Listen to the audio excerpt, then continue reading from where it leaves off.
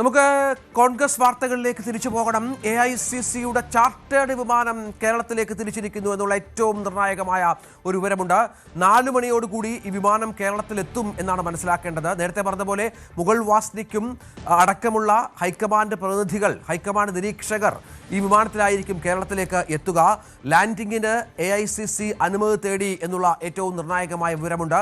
ഈ വിമാനത്തിൽ KC വേണുഗോപാൽ ഉണ്ടാകുമോ എന്നുള്ളതാണ് ആകാംക്ഷയോടെ കാത്തിരിക്കുന്നത്. അല്പം മുമ്പാണ് KC വേണുഗോപാൽ രാഹുൽ ഗാന്ധിയുമായി കൂടിക്കാഴ്ച നടത്തിയത്. എന്ത് സന്ദേശമാകും രാഹുൽ KCയോട് ഉണ്ടാവുക എന്നുള്ളതാണ് കോൺഗ്രസ് നേതാക്കൾ കാത്തിരിക്കുന്നത്.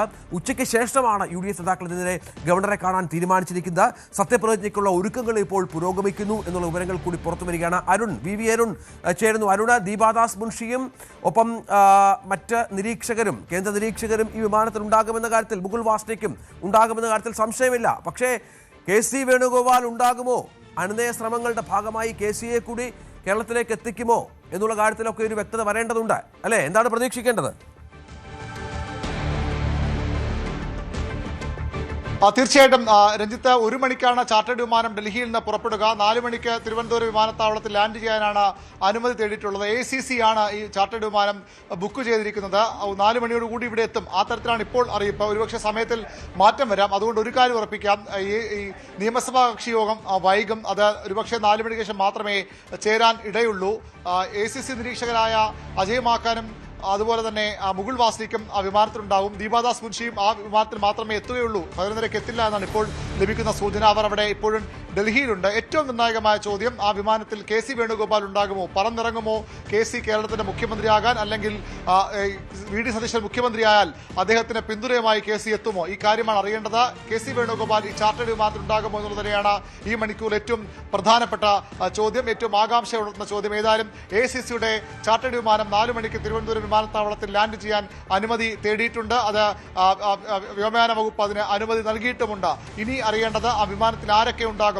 ഈ ഒരുപക്ഷെ വലിയ തർക്കത്തിലേക്ക് പോവുകയാണ്. VD സതീശൻ തീരുമാനിച്ച KC വേണുഗോപാലൊക്കെ വലിയ പ്രതിഷേധത്തിന് പോവുകയാണെങ്കിൽ നേരിട്ട് രാഹുൽ ഗാന്ധി അടക്കമുള്ളവർ ഇവിടേക്ക് എത്തുമോ എന്ന ചോദ്യവും അവശേഷിക്കുന്നു. ഏതായാലും നീക്കങ്ങൾ, ചർച്ചകൾ സജീവമാണ്. സത്യപ്രതിജ്ഞയ്ക്കുള്ള ഒരുക്കങ്ങൾ തകൃതിയായി മുന്നോട്ട് പോകുന്നു. എന്ന് വേണമെങ്കിലും നാളെ വേണമെങ്കിൽ നാളെ സത്യപ്രതിജ്ഞയ്ക്ക് തയ്യാറാണെന്ന് GAD പൊതുഭരണ വകുപ്പ് ഗവർണറുടെ ഓഫീസിനെ, ലോക് ഭവനെ അറിയിച്ചു കഴിഞ്ഞു. ഇന്നലെ തന്നെ GAD ഉദ്യോഗസ്ഥർ ലോക് ഭവനിലെത്തി ചർച്ച നടത്തി. ഞായറാഴ്ച സത്യപ്രതിജ്ഞ എന്ന തരത്തിലാണ് ആലോചനകൾ മുന്നോട്ട് പോകുന്നത്. വേണമെങ്കിൽ നാളെയും ആകാം.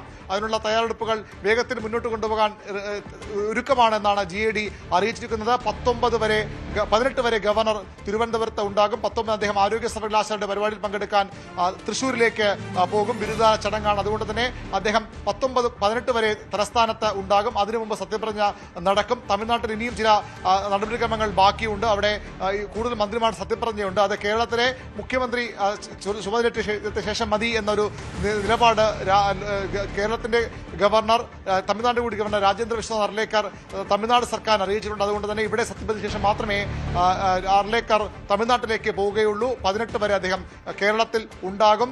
മറ്റൊരു പ്രധാനപ്പെട്ട കാര്യമുള്ളത്, ഉച്ചയ്ക്ക് ശേഷം കോൺഗ്രസ് നേതാക്കൾ, ഒരുപക്ഷെ UDF നേതൃത്വം ഗവർണറെ കാണും. അദ്ദേഹത്തിന്റെ കൂടിക്കാഴ്ചകളുടെ സമയം തേടില്ല. പക്ഷേ ഗവർണർ ഉച്ചയ്ക്ക് ശേഷം ലോക് ഭവനിൽ ഉണ്ടാകുമോ എന്ന് അന്വേഷിച്ചു. വിവരങ്ങൾ പങ്കുവെക്കുന്നത്. ഏതായാലും ചാർട്ടേഡ് വിമാനം 4 മണിയോടുകൂടി കേരളത്തിലെത്തും. എന്തൊക്കെ അത്ഭുതങ്ങൾ, എന്തൊക്കെ പ്രതീക്ഷകൾ ആ ചാർട്ടേഡ് വിമാനത്തിനൊപ്പം കേരളത്തിലേക്ക് എത്തുമെന്നുള്ളത് കാത്തിരുന്ന് കാണേണ്ടി വരുമെന്നാണ് മനസ്സിലാക്കേണ്ടത്. ദീപാദാസ് മുൻഷിയും അടക്കമുള്ള കേന്ദ്ര നിരീക്ഷകർ ഇപ്പോൾ അതിൽ വിമാനത്തിലായിരിക്കും കേരളത്തിലെത്തുക എന്ന് മനസ്സിലാക്കുന്നുണ്ട്. തീരുമാനം വൈകുമോ, ഇന്ന് തന്നെ ഉണ്ടാകുമോ എന്ന കാര്യത്തിലൊക്കെ ഇപ്പോഴും ആകാംക്ഷ നിലനിൽക്കുന്നുണ്ട്. കൂടുതൽ വാർത്തകൾക്ക് News 18 Keralam YouTube channel subscribe ചെയ്യുക.